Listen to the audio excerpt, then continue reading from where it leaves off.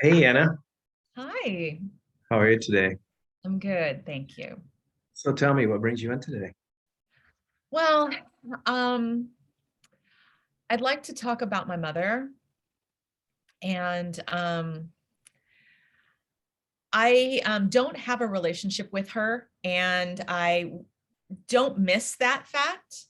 And I'm more kind of just still haunted by her, I guess is the best way to describe it. Okay. That who she was and whatever our relationship was, um, it just keeps coming up in my daily life. Like I haven't resolved it.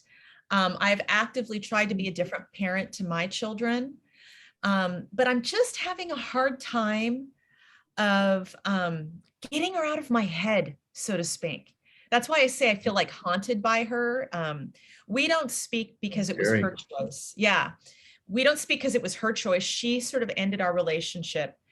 And we'd never had a decent relationship. It was never really connective. It wasn't the true Hmm. mother-daughter relationship.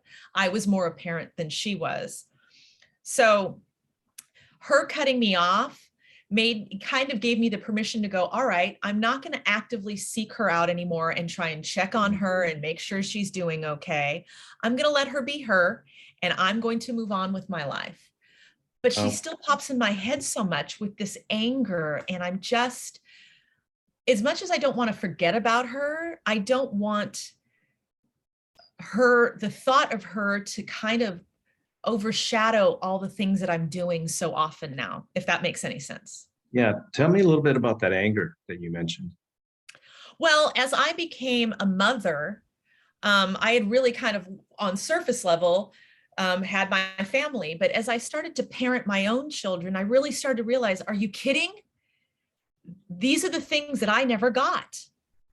I didn't get so much from them, not because they were mean, not because they were angry, but they just emotionally neglected me so much that I didn't understand a real familial relationship. I didn't understand what it was like to be a daughter to a mother or a daughter to a father. I was always such a parent. So now parenting my own children, I just got angrier and angrier, realizing how much I didn't get from them. And Okay. so, that's where that anger is. So I'm hearing that number one, I feel the energy that you have on that, the Mhm, passion you have for wanting to be a good mother, mhm. and for also I don't know if I want to use the word resentment, but it just seems like it may be a little sad that you didn't get the love that you're giving your children, and maybe there's a little bit of resentment there. Yeah, um yeah. you know there's a couple things I want to do this afternoon if we could. Okay, There's a technique that's going to require a little bit of imagination, and okay, it's called the empty chair technique. okay. And what I think I'd like to do today is, I've got a chair right here, right Mhm, next to me, if you could just imagine that. mhm, And what I'd like you to do is, I'd like to you go back to any time in the past where you felt the most hurt, and I want you to talk to your mom as if she's there from your adult self, mhm. explaining to her how you feel and really communicating to her, um, what you're experiencing and what you wish and how you wish she would treat you, those kinds of things. Do you think that's something that would be helpful for you? Yeah, I could try it. Absolutely. Okay, so here's the chair. Okay. What age are you? It can be now, Anna, if you want. What Well, period of I go time back was the to most stressful? there's a constant image that because I don't have a tremendous amount of memories, and there's a constant memory that I have of me coming home at fifth grade from a camp, Mhm. and all the parents picking up their kids. Now, I lived in walking distance. Literally, my house was the second house next to the school. So it wasn't even a block away. I just had to walk the length of the field to get to my house. Okay. But I got home from that camp and my parents weren't there. And it was Mm. pouring rain.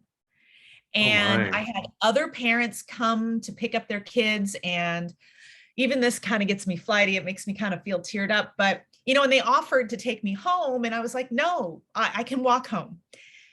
And just the hurt of my parents not being able at that moment to even do just the basics, Oh, that's where I'm at. So I'd like to talk to her at that moment. okay. Okay. Okay. You can begin when you're ready. I'm really angry at you for not having the common sense to really be able to see how much I needed to be taken care of. Mm. You always kind of saw me as so capable and so mature, but you didn't realize when you saw me that way, I'd never felt more alone. And I didn't feel like I could rely on you guys, not because you were mean, but because you didn't show me that I could. And I'm so mad at you for not being able to see that most obvious thing and being so defensive every time I would just share with you my hurt. Like being so angry that I would point out your flaw and never validating that I was alone and that you never gave me any reason to feel that I could rely on the people that I lived with. And I can't believe you still don't see it now. You're 77, 76 years old, and you still can't see it. And I'm so angry with you for being so blocked and so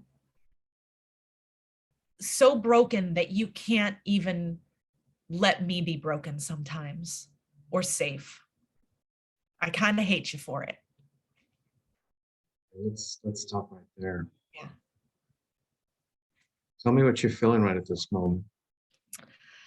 Oh, it's hard to let the tears come up because ultimately I feel like I'm talking to her, and sometimes you don't want to get emotional at those moments. So in my body, I'm kind of trying to hold it back, but it feels good to say it. Mhm. Well, you were abandoned. When you're abandoned like that and you can't depend on someone, Yeah. it's got to hurt. Yeah. And it feels good to say those things and articulate them because I wouldn't say it's necessarily closure, but it's a conduit for at least pretending that I've been heard, which is all I can really do, because if I did this to her, she wouldn't hear it. But doing it here, I get the words out. It's out of me now. I've put it out there. And that helps. That helps a lot. We'll stop there. Okay. Okay. Thank you for being so vulnerable. So tell me a little bit about the usefulness. Tell me did the technique help you dive a little deeper into your emotions? Did it make you feel better? Tell me how that felt for Yeah, you. I think that it's a really helpful because I'm so avoidant Mm. in my attachment because of this kind of parenting Mhm. that Well, that had to be a lot of pain. I could feel your pain, yeah, even and if there's a it's a lot bottled role up. play. This is a story that shouldn't but it comes, right? So Oh, this gives that absolutely. you You were hurt. You were yeah, pain. there's a You were semantic experience happening there. There's a physical absolutely. experience which needs to happen because it didn't happen then. I mean, I cried like it was out of a movie, right? I'm walking in the rain and I can cry and nobody can see it, right? Well, when you said you were afraid and that you felt alone and you're a fifth grader, oh my gosh, Right. And the that's hardest horrible. part is, you know, when I remember, I don't have a lot of memories, but I remember walking in the door furious and her being mad at me for being so furious because she legitimately didn't know that they had gotten back. She had missed the information. So it Oh, was an innocent mistake. It wasn't like she intentionally left me there, but it was so repetitive, right? It was such a yes. constant. It sounds like it was something that happened over and over again, and you couldn't depend on people you love. I Right. mean, you So articulated ultimately, that loud and clear. right. You're always dismissed. So to sit here in this moment and talk to that person is helpful, physically, Mm, physically. And it brings up, the responses and everything. So I see the value. I see the value for sure. thank you. I'm gonna go ahead and stop then. Okay. I can find it, Dan.